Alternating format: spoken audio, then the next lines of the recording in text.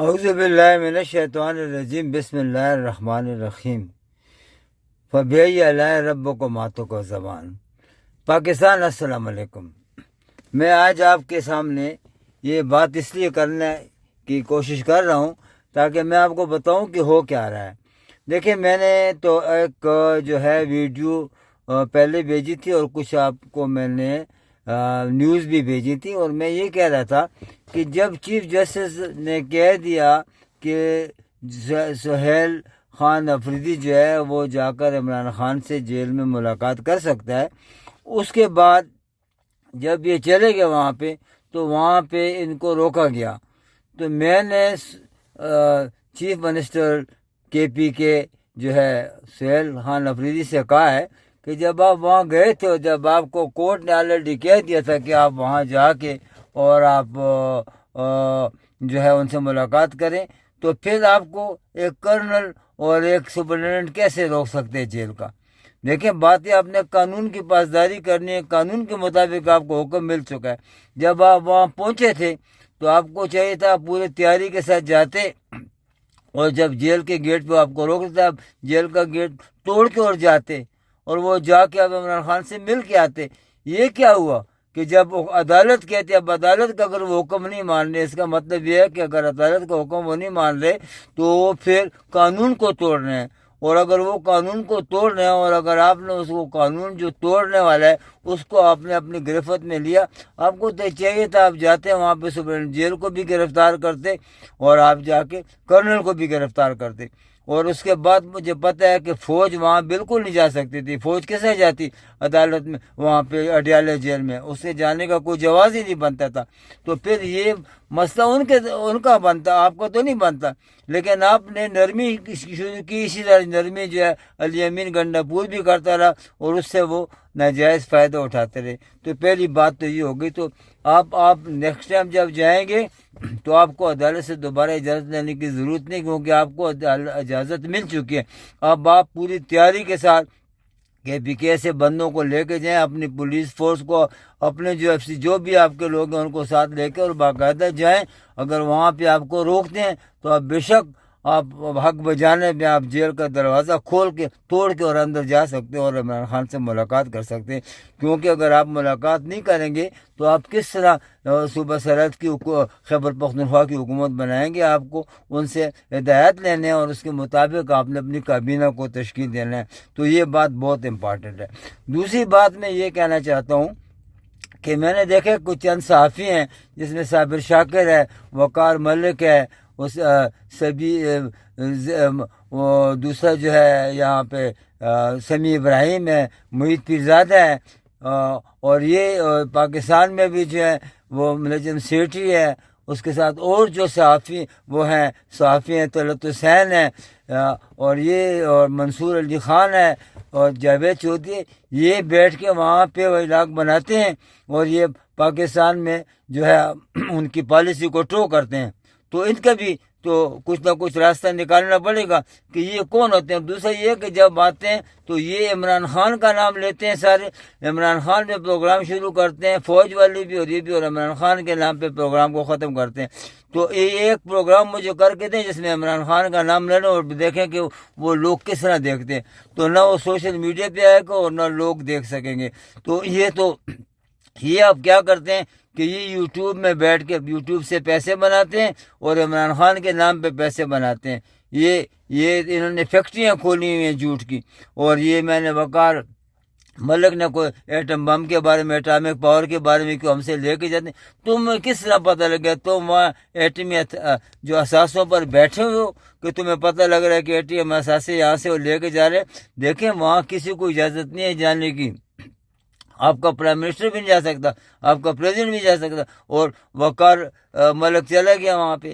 اس طریقے سے جو بیانات جو ہے محیط پیرزادہ، سمیع ابراہیم اور صابر شاکر اور یہ دیتے ہیں، یہ بیانات ان کو بند کرنے چاہیے۔ میں نے کو کہا کہ shut up, don't make this kind of statements.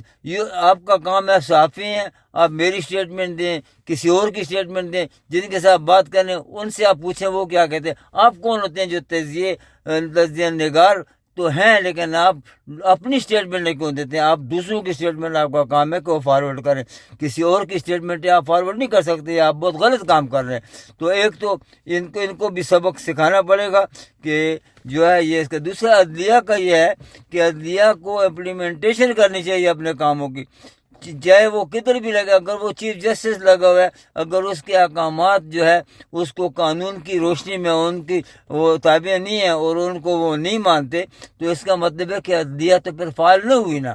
تو اب اس میں تو آپ ہر جو ہے بلیم فوج کو دیتے ہیں، فوج کو نہیں، فوج کے وہ حکم آپ نہ مانیں نا۔ اگر ایس پی آر کا جو ہے جنرل شریف آ کے ایک اسٹیٹمنٹ دیتے تو آپ اس کو وہ کریں، انکاؤنٹر کریں، اس کا جواب اس کو دیں کہ تم نے اسٹیٹمنٹ غلط دی ہے۔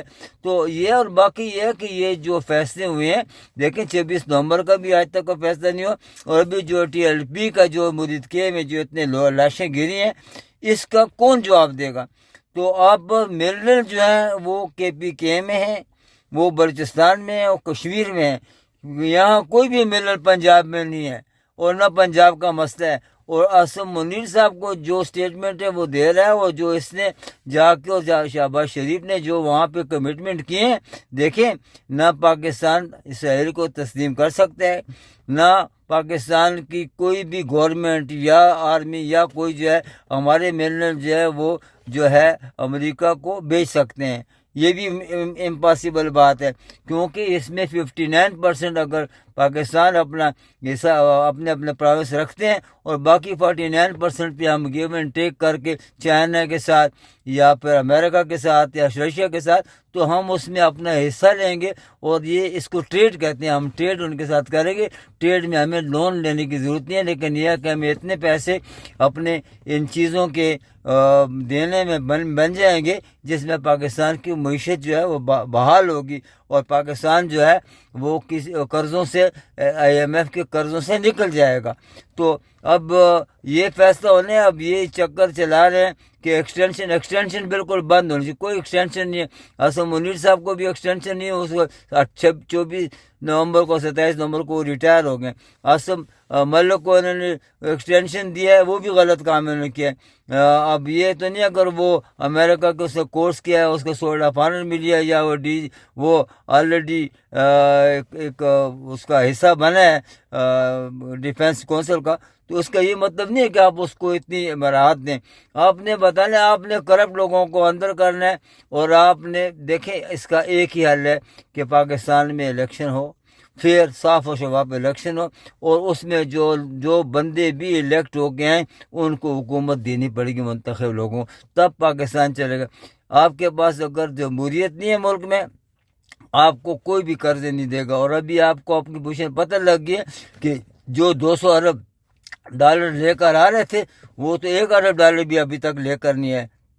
تو یہ دال گلنے والے نہیں ہیں، یہ ملک ایسا نہیں چلے گا۔ ملک کو چلانے کے لیے باقاعدہ جمہوری نظام جو ہے اس کو بحال کرنا پڑے گا، اور منتخب نمائندوں کو لانا پڑے گا، تاکہ جو فیصلے عوام چاہتی ہے منتخب نمائندوں کے ذریعے اس کو باقاعدہ پذیرائی ملے۔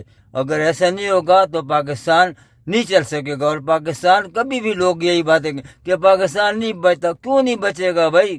پاکستان اللہ تعالیٰ نے ایک ہمیں تحفہ دیا، قائد اعظم محمد علی جناح نے جو ہے قربانی دی ہے، پاکستان کو بنایا ہے، اور اب آپ اور جو بھی آتے ہیں قائد اعظم کی تصویر لے کے اور اپنے آپ کو پروموٹ کرتے ہیں، ہم نے کسی بندے کو بھی قائد اعظم کی تصویر جو ہے آگے دے کر اپنے آپ کو پروموٹ کرنے نہیں دینا۔ قائد اعظم رحمۃ اللہ کا اپنے ایک پوزیشن تھی، اس کی قربانی تھی، اس نے مسلمانوں کو اس خطے میں اسلامی جمہوریہ پاکستان بنا کے دنیا کو دکھایا ہے۔ انگریز سامراج بھی جو اس کے سامنے سر جھکا کے بیٹھ گئی۔ تو یہ باتیں، اور آپ اس پہ غور کریں، اور ملک میں جو ہے جتنے آپ ہڑتالیں ہوں گی اور انتشار پھیلے گا تو ملک جو ہے 2 لخت ہو جائے گا، 3 لخت ہو جائے گا، 6 لخت ہو جائے گا۔ تو اور باقی جو صوبے بنانے کے انہوں نے پروگرام ہیں کہ ہم صوبے بنائیں گے، تو ہم کیوں 8 10 12 صوبے کوئی نہیں مانتے؟ یہ اس میں ہمیں نقصان پہنچے گا، اور اپنے صوبے جو ہیں اپنی خود مختاری جو ہے وہ کھو جائیں گے۔ منظور قریشی، صدر پاکستان مسلم لیگ۔